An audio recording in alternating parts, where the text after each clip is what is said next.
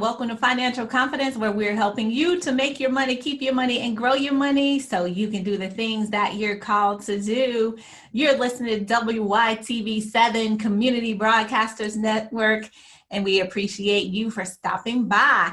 And just for stopping by, we want to give you an opportunity to enjoy a 4-night luxury cruise getaway. Yeah, I said it, a 4-night luxury cruise getaway. Stay tuned to the show so you can hear more about this. Finances in a rut? Need a way out? Lynn Dimmons is here to help. She's your personal financial rebound coach. Being a wife, mother, and educator, she understands the importance of controlling your finances and building generational wealth. She is here to help you find money you didn't know you had and live life on your terms. Sounds too good to be true? Well, it is true, and it's definitely a good thing. Lynn Dimmons of Dimmons Enterprise offers one-on-one coaching, group coaching, and radio podcast entitled Financial Confidence God's Way on WYTV7 Christian Broadcasters Network. Lynn Dimmons, Financial Confidence, we want to hear your money success stories. How you doing? What you're learning? What are you implementing? How are you growing? Those are the 3 things that we definitely want to hear from you. Here at Financial Confidence, we're helping you to make your money, keep your money, and grow your money so you can do the things that you're called to do. That's to build generational wealth and leave an inheritance for your children's children. I'm Lynn Dimmons. That's Dimmons, no demons here. And I'm America's #1 financial rebound coach. Yes, I said it, America's #1. Today, we're going to be sharing some information with you because it is April. Yes, April is Financial Literacy Month. So we're giving back to the community by providing the education and support that you need to make, keep, and grow your money. So stay tuned. Go get your pen and your paper and get ready. Before we get started, guys, the guiding principle of our show is Matthew 6:33. Seek ye first the kingdom of God and his righteousness, and all these things shall be added unto you. We also implore that you pray over your finances so you can do the things you're called to do. So if you will, bow with me. Lord, help us to value the things in this world that are really valuable. That's our relationship with you, our lives, and our families. Help make us responsible stewards of your financial resources, and let us trust your holy word. The eternal glory in thy son Jesus' name, we pray. Amen. All right, guys. Yes, we said we'll be giving away a 4-night luxury cruise getaway where you can sail to Cozumel, to Nassau, Bahamas, or a variety of different locations. We'll be hooking you up. So stay tuned to Financial Confidence to see how you can win. So for today, guys, we are going to be helping you with your credit. Right. Sometimes your credit just won't get it. So how do we get to the point where our credit will get it for us? All right. So I'll be sharing some information today from the National Financial Educators Council, which I am a member of. And we're basically going to be looking at some credit profile basics so you can go in and make sure that you are doing those things that you need to do. Because in the last show, we talked about accumulating assets. However, sometimes you need the right credit in order to partner with the right people, right, to get to that next.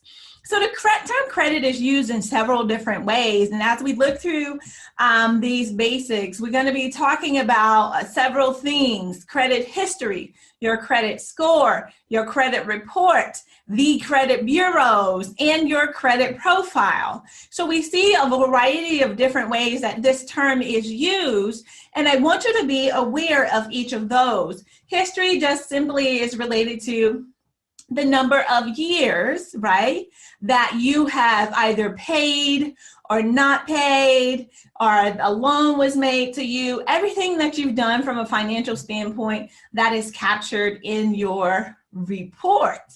Your credit score is also going to vary. Looking at getting you to that 700, 800 range is the goal here with Financial Confidence, so that when you view your credit report, that actual report that shows everything about you, make sure you're checking that out every year as well, if not more frequently, to ensure that everything is accurate. You're following up with those credit bureaus. There are more than 3, but we do know the top 3. Experian, Equifax, those credit bureaus, sorry about that, guys, and your credit profile. So all these different things, all credit's used in so many different ways. So how does buying on credit work? So you see this little schematic on the screen if you're watching this video. If you're listening, it starts out with you. You'll make a purchase on, let's say, your credit card, right? That credit card holder is basically a lender. And from that, so they are lending you the monies, right, to make the payment to that merchant that you've just purchased from. So let's say you were at the mall or Walmart and you're buying something. You're taking that credit card, they lent you the money to pay the creditor, so that merchant has been paid off. Now you pay the lender those payments plus interest, and that all goes back to the lender. So you're kind of like a middle person, if you will, because you are paying for those goods and services, and you're paying interest to borrow that money from the lender, okay? So Experian, TransUnion, and Equifax, that was the one I left out, TransUnion. Those are the three most common bureaus where you can actually go check out your credit profiles. You do get to go in and get one annual credit report for free. So make sure that you check those out. Experian, TransUnion, and Equifax, because different companies or organizations will tend to use different credit bureaus, but these are the top three. So again, just reintroducing those credit terms defined. Your credit history is information about how you've managed debt over the years. What have you purchased? What have you paid for? Things of that nature. The bureaus, those are the companies that's collecting your information about your debt, and your credit score is the number. Like I said earlier, we're trying to reach those 700s, 800s as a representation of your credit worthiness. And then the credit report is just a summary, right? It has your credit history and your scores. Sometimes if you pull the credit report, you may have to pay extra for your score, but nonetheless, those are combined there. So let's look at how understanding your credit profile is going to be helpful in making, keeping, and growing your money so you can do those things that you are called to do. So the credit bureaus produce these reports, TransUnion, Equifax, and Experian produce these reports that pull over what we call our FICO scores or your Vantage scores, all right? So what are they looking at in regards to this? They're looking at the date that you opened up the credit card or that account. What kind of account is it? Is it an installment account or is it a revolving account, right? The revolving accounts are going to stay available to you forever, right? And the installment is going to be paid off when the last installment is due. Is it joint credit or individual credit? What is your balance? Did they give you a $3,000 credit limit, and how are you utilizing that credit limit? What is the balance, percent utilization on that? When was the last payment made? Did you make it on time? Did you make it early? Did you make it late?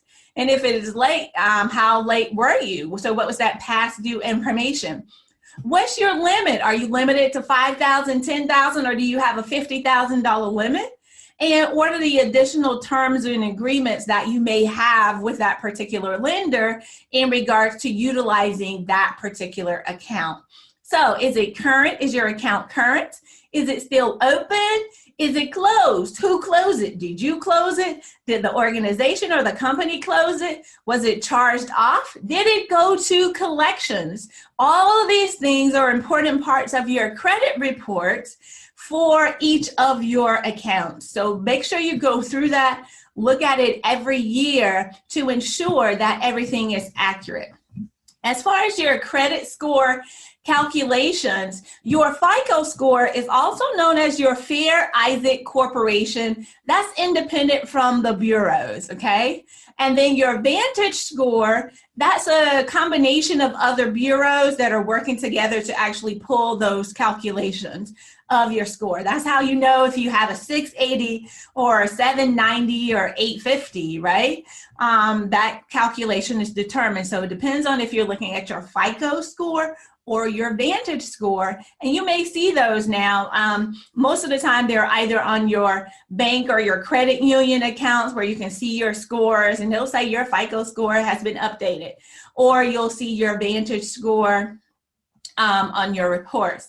So your FICO grading system basically looks at the different things. 35% is your payment history. How are you paying? Are you paying on time? Are you paying early? Are you paying late? 30% of it is the amount that's owed. Are you utilizing a lot of your credit? Are you using a little bit of the credit that's available to you? 15% is the length of your credit history. Did you just open it 3 months ago, or have you had it for 30 years? And 10% is new accounts. How many new accounts have you opened up in the last year, the last 24 months? Is going to impact your FICO score differently. And then 10% is the type of credit. Is it an installment or is it a revolving credit? Which one is going to be better for you? Of course, revolving is going to be better for you.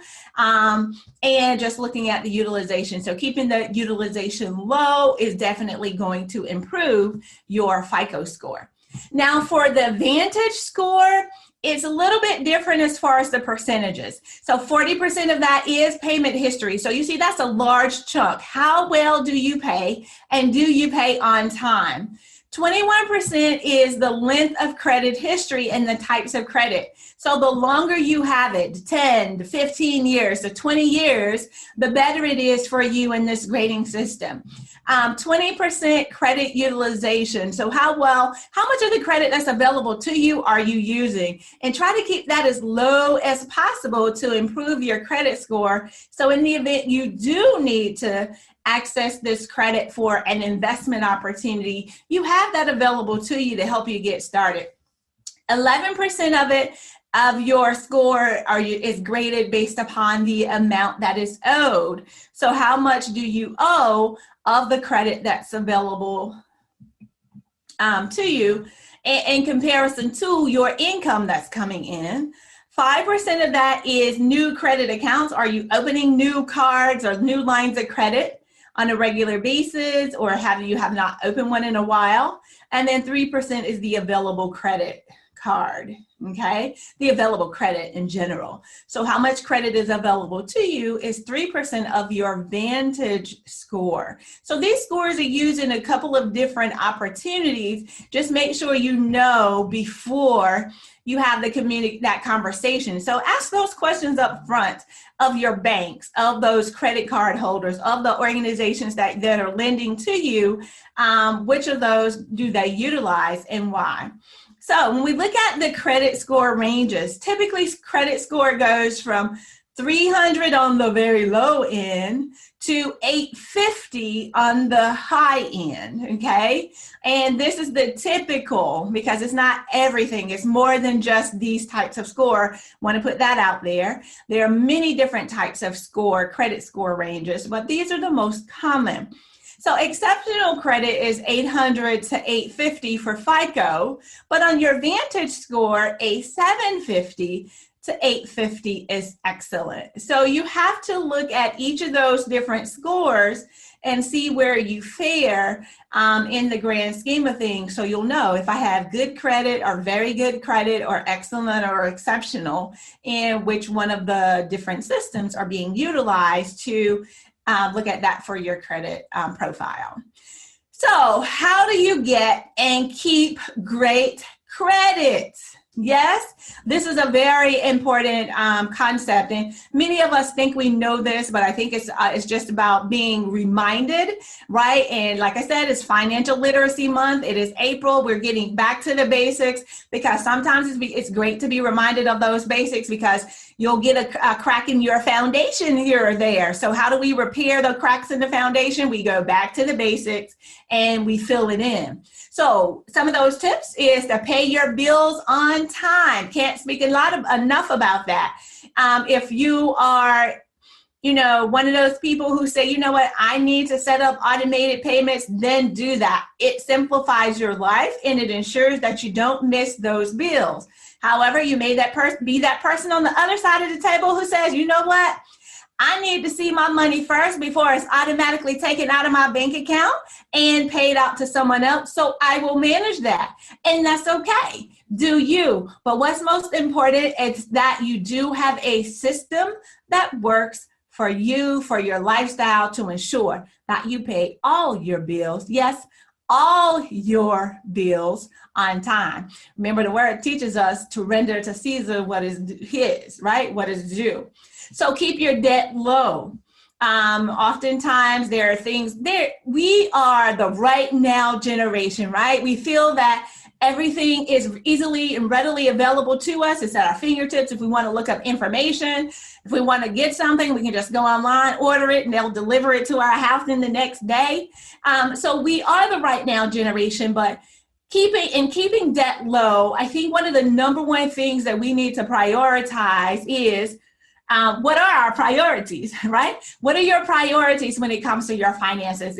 And are you prioritizing that thing? Do you really need it? Right? Ask yourself that question and give yourself a 24-hour window to think about it before you actually press the button to purchase or go into that store and actually buy the item itself. The third tip is just to maintain a good credit score. You want to keep your credit score as high as possible. So when you do need a loan or you are partnering with a company to process an investment opportunity, or you're looking to do something different, then you have that as an option. It shows that you have a great credit score and they're going to be more willing to move forward with you and lend you the funds that you need. Keep any of those inquiries to a minimum on your credit report, if at all possible. It doesn't mean sometimes there are soft pulls and there are hard pulls, and you can follow up with different institutions if that's something that you are looking into, but just be mindful of that. And it doesn't impact your credit score as much unless it's like excessive pulling of your credit. Also, have health and auto insurance at all times. Why? It's better to have it and not need it than to need it and not have it. And that goes with a lot of things in our lives. Your health is definitely your wealth, but you cannot always be responsible for everyone else out there on the roads. I know here in Metro Atlanta, I am thankful for auto insurance because you cannot control the other driver. We have to learn to drive for the other drivers. The same thing with our credit. We have to be responsible with our credit just in case things happen within our environments. And definitely check your credit once a year, if not more. Make sure you stay on top of that so that you're understanding your credit profile and making the adjustments as they are needed. So in accessing your credit reports, once you do go over and you pull down your credit reports, you're going to identify the areas you need to address first. If there's anything that's inaccurate, if there's nothing that's inaccurate, then you're going to set up or review your account automation. Review that every year, if not more frequently, because sometimes those automated opportunities is what I call them. There can be a glitch in the system there as well. So make sure you're setting it up and you're reviewing it every year, if not on a monthly basis. Definitely reviewing your bank statements on a monthly basis if you're not doing that, but following up on that from that perspective. Review your insurance coverages, make sure there are no changes, because they'll change something, send it to you in the mail. 9 times out of 10, you don't read those little mailers that come, right? And we push it to the side and we don't look at it until something happens. So make sure you're reviewing any insurance coverages that you have, and then consider credit protection. How many times have we heard, right, of something happening at a doctor's office or at some business that we frequent to purchase food, clothing, you name it, right? These things happen. So consider credit protection as a way of protecting you as well, so that you receive the alerts and you don't have to worry. So how do you obtain your credit reports? You go to annualcreditreport.com, right? You can hear that song. I know I can hear the little jingle in my head as I'm listening. You click on request your free credit reports, enter in your personal information, and click next. You choose the bureau from which you want to receive your report. Is it Equifax, Experian, or TransUnion? You verify your information. You access your report. You can print that and look at it, highlight it if you want to, or you can save it as a PDF on your laptop and then highlight on your laptop. Either way you choose to do it, old school or new school, you have the option of doing that, and it's free. So don't miss out on that, guys. Check it out. Check up on your credit report. So what is the sample credit plan for you as you're moving forward? When I give you these steps, like I said, what we want to do is give you things that you can act on now. So number one, credit report. Pull your credit report from all 3 bureaus at once. Get one from each bureau every 4 months, okay? That's first. Your credit score. You can get a free score from a company, and then you can purchase your accurate credit score as well. So make sure you have, I know through my credit unions and banks, they have the credit scores readily available there for free for me, so I can get that, right? You do the same thing for you. What is it that you have readily available to you at your fingertips? Just utilize that information. Make sure, the third thing, you're reviewing the data for accuracy. And fourth, start a credit report file for yourself so that you can go back and compare the information, see how well you're doing or not doing. That way you can make adjustments, because what we check is what gets done. What you look at is, and what you focus on is going to improve. So this is going to help you to do that. And when you do that, you're looking for trends, and you're going to identify what those long-term solutions are. What are those things that you can put in place over the long haul that are going to help you to get to the 700s, the 800s that you want to be in as far as your credit score? And then monitor regularly and set reminders. We have little smartphones, guys. Put that calendar reminder on your phone, whether you want to look at something monthly or yearly or weekly. It doesn't matter. You can set it on your calendars on your smartphones, or calendars on your laptops, or the calendars in your email. It doesn't matter. Set reminders for yourself so that you can move to your next, all right? Like I said, guys, I'm Lynn Dimmons, America's #1 financial rebound coach. Yeah, I said it, America's #1. And we thank you for tuning in to Financial Confidence, where we're helping you to make your money, keep your money, and grow your money so you can do the things that you're called to do. That's to build generational wealth and leave an inheritance for your children's children. As I mentioned at the beginning of the show, oh yeah, don't let me forget. Yes, the 4-night luxury cruise getaway. You can enter to win this 4-night luxury cruise getaway. Share with us 3 things that you've learned from this episode of Financial Confidence. Your name goes into our drawing for the 4-night luxury cruise getaway. We'll be doing this into May. The final drawing will be pulled at the end of May so that we can get that information out to you. Again, that is for a 4-night luxury cruise getaway. You can sail to Cozumel. You can sail to Nassau, Bahamas. And we have a variety of different places that you can sail to, and you'll have up to 20 months to get that travel taken care of. I know you're tired of being in the house. Yes, we're tired of the pandemic. We're ready to travel. We're ready to mingle. We're ready to get together with friends and family. And we're here to help you make your money, keep your money, and grow your money, so you can do those things that you're ready to do, right? Those things that you are called to do as well. That's to build generational wealth and leave an inheritance for your children's children. Thank you so much for tuning in to WYTV7. If this information has been invaluable for you, head on over to WYTV7.org, leave a donation so we can continue to deliver education, empowerment, and inspiration to you. Thank you for listening in to Financial Confidence on WYTV7, Community Broadcasters Network. All right, guys.